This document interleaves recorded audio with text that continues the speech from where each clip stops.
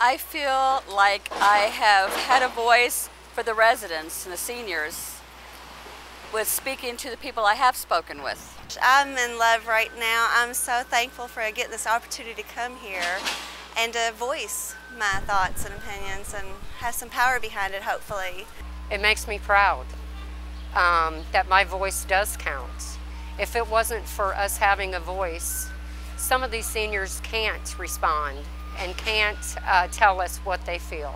This is my third time to Washington, D.C., and just knowing the power, the influence that I have over people with being a CNA, the influence is amazing. It's very important. As one person we can make a difference, as a whole group we can make a big difference. It's huge. We need to let our senators and legislators know just how important what CNAs do, what Medicare and Medicaid does for our residents in the nursing home. We need to be the voice, and I'm proud to be able to bring a CNA with me to do that. Together we make a fist, and with that fist we are strong.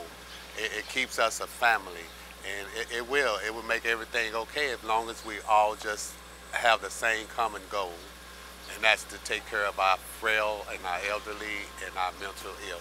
I believe our voices are being heard, and like I said earlier, it's a small voice, but we're getting the word out, and every journey begins with the first step. You got to start somewhere. They've already started. I feel like we're continuing the aspect of the journey. We keep talking, we keep on, we stay with it, stay consistent, and things will change.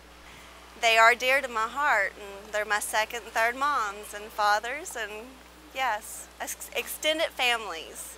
I care about the senior citizens. I care about what happens to them, their concerns, their fears, what would happen if anything changes anymore. So I'm here because I care.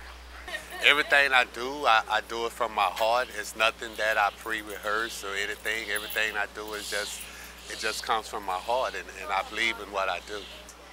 I'm very passionate for every one of my residents that I have, and not every one of them is as easy as simple, but that's where they see that I truly care and I'm there. We're grateful.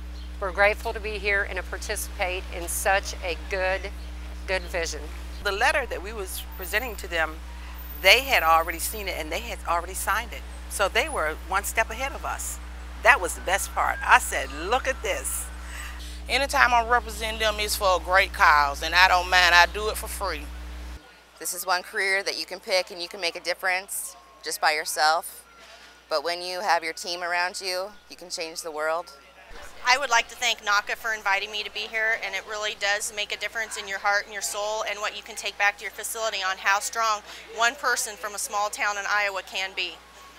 It's a brand new experience, but I'm glad to be able to take this experience back to my facility, get people rallied up. Let's stand up for what the CNAs need and what our residents need in our facilities.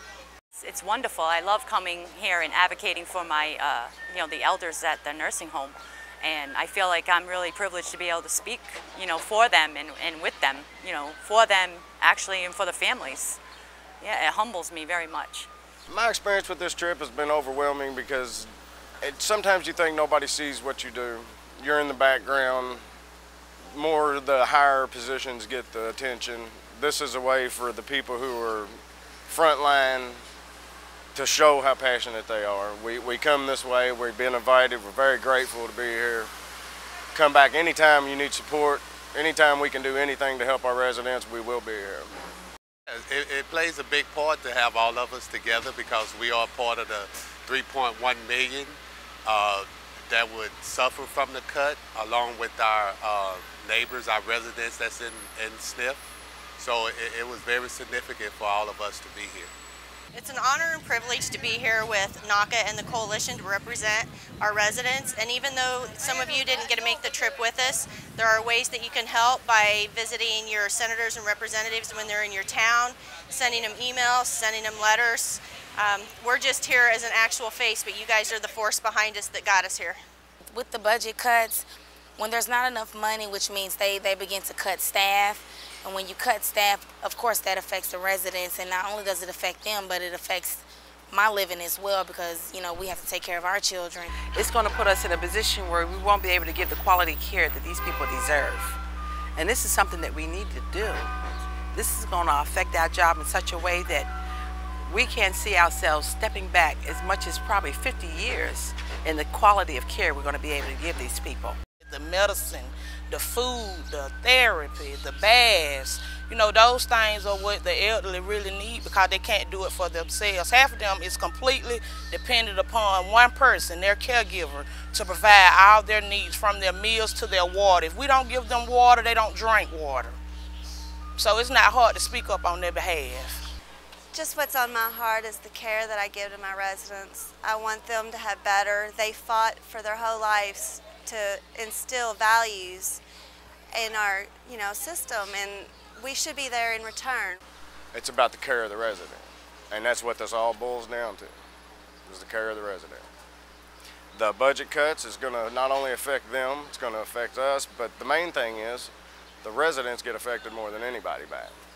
And that's what's more important. We can go find jobs elsewhere doing other things. We're passionate about this, we want to do it. But if with the budget cuts, we could go somewhere and get a job, but them residents are still going to be in need of care.